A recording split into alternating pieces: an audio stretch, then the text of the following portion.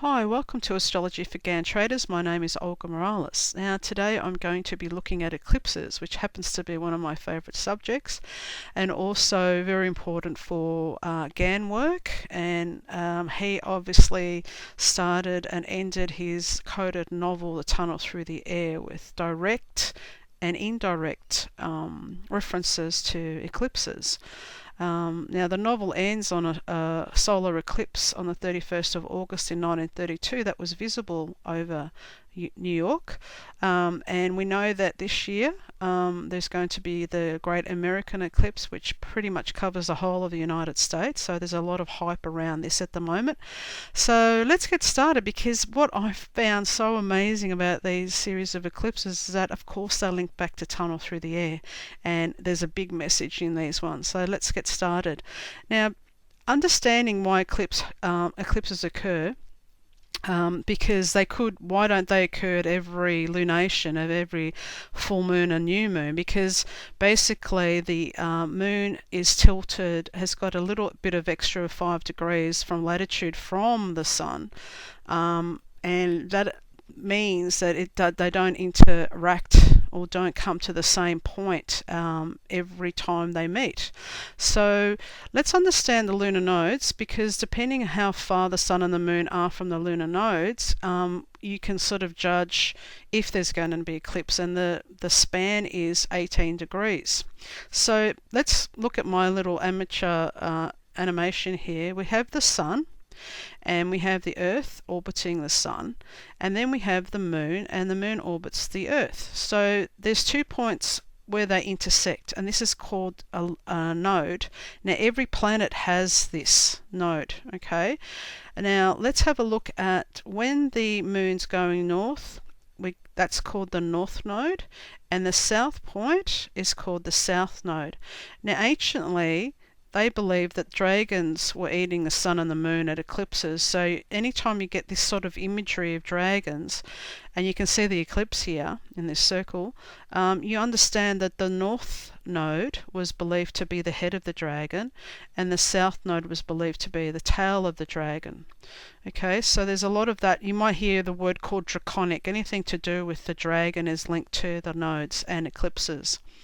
So there's also this whole phenomena of the solar lunar cycles are very much related to highs and lows of the moon. Actually has a declination cycle, as I mentioned, because it goes beyond the maximum declination of the sun, which is 23.5 degrees. It has times in the years that it's actually way beyond that 5 degrees extra of latitude. So there was called these lunar seasons.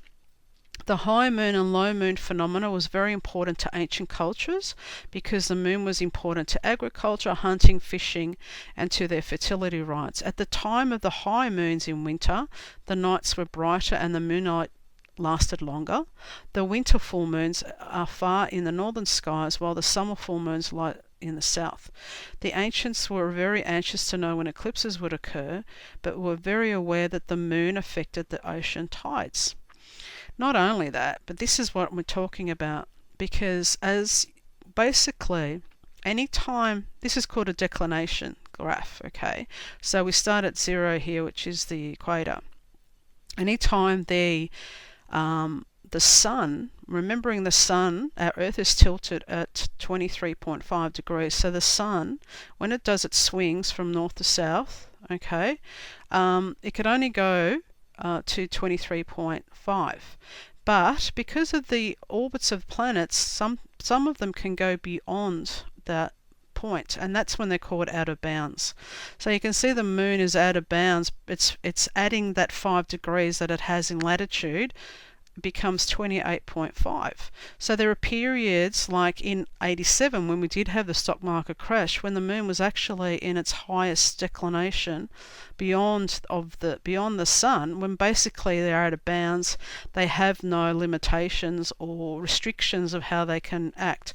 But these big swings affect weather patterns and stock market patterns. So this cycle is very significant. So when it's high, plus 28.5, they're called major lunar standstills. And then 9 years later, halfway through the cycle, we get a minor standstill when it's plus or minus 18 degrees. So it's 5 degrees below the sun. Okay, and this cycle continues.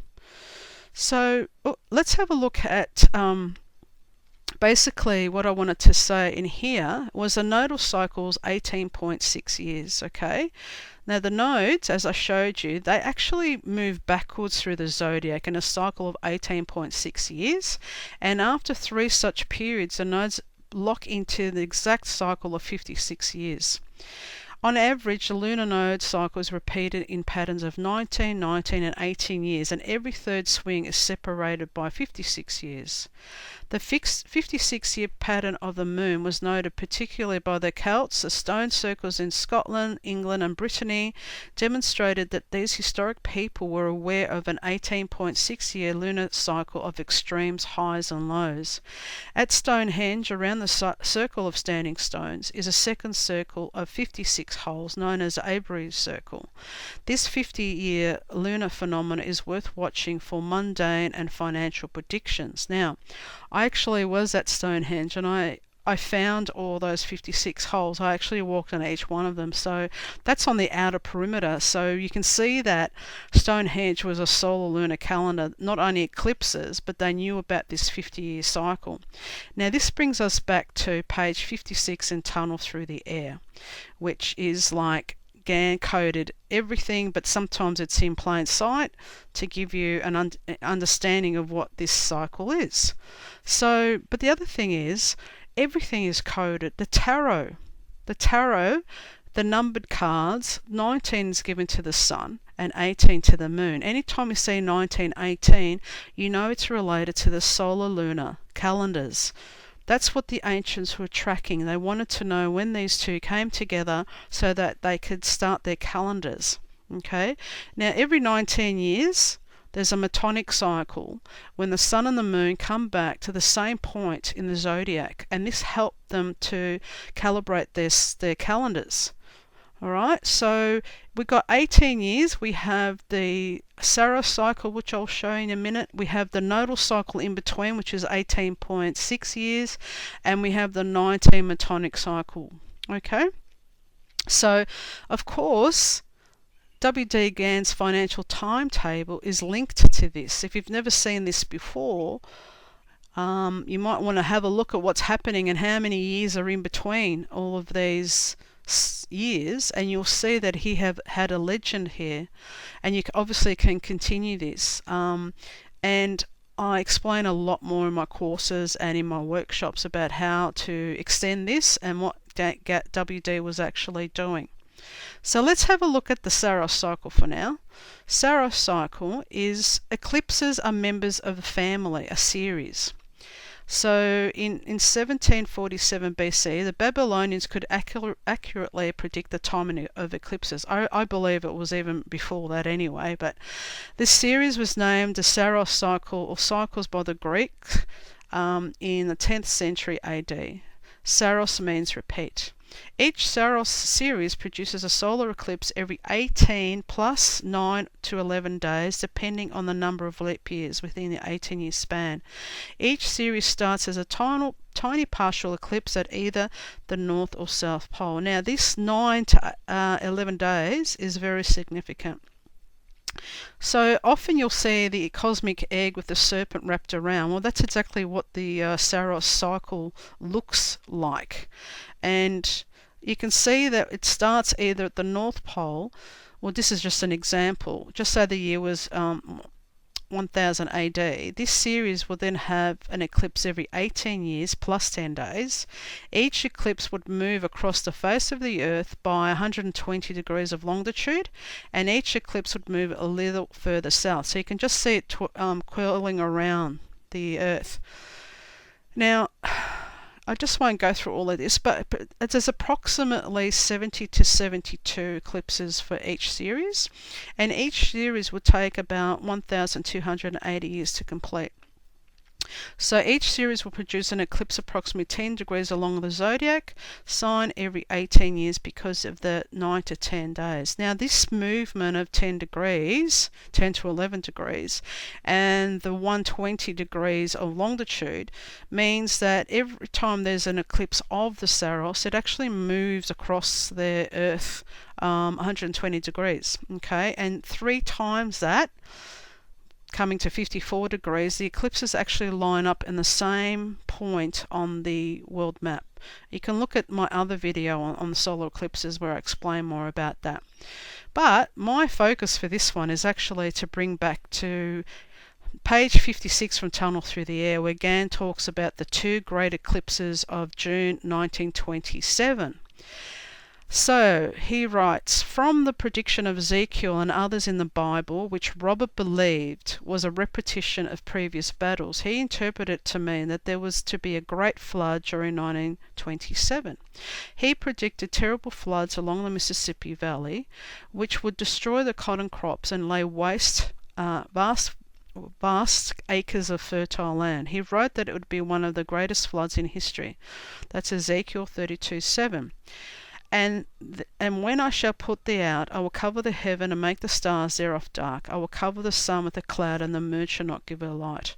Robert understood this to mean 2 great eclipses would occur in June 1927. Now, why is this important? Because, as I said, each eclipse belongs to a Saros cycle. Now, that eclipse, solar eclipse in June 29, 1927, belonged to Saros 145. Okay, it's the same Saros cycle as the one from the eclipse that will happen on June 21st, 2017.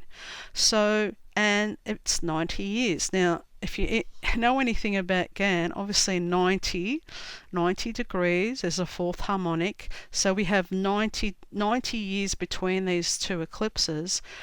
That's 5 times 18. So it's 5 Saros cycles. But you can see that the degree of the actual eclipse has moved by 52 degrees. Now, if this doesn't tell you something, I'm not going to spell it out, but you should be looking at that 52 degrees, which it means something really important, and obviously 90 years as well. Okay, have a look at how the charts look if you can find something interesting in them, because it's really, really significant. Now, again, obviously would be watching this because it's 90 years after this eclipse.